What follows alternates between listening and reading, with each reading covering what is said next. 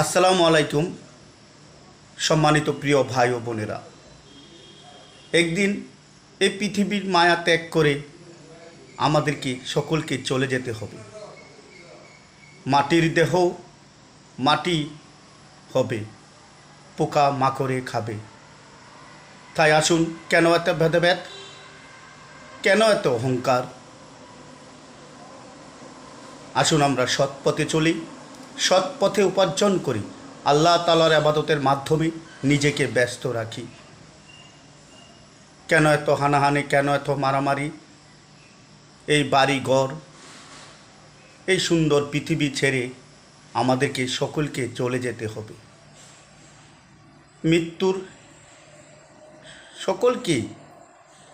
সকলেরই মৃত্যু হবে।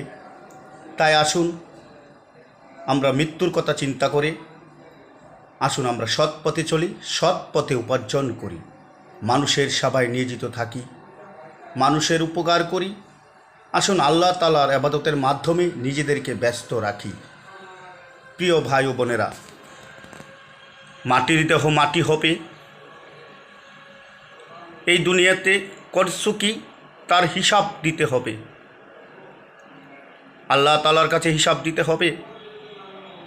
তাই আসুন, এখনও সময় আছে, আমরা সৎ পথে চলি, সৎ পথে উপার্জন করি।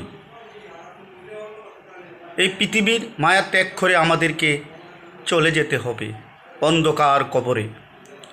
এই বাড়ি গাড়ি, টাকা পয়সা, ছেলে মেয়ে, আত্মীয় স্বজন কেউ সঙ্গে যাবে না। একা যেতে হবে। 3.5 হাত মাটির বিছনা হবে রে, এক টুকরো সাদা কাপড়।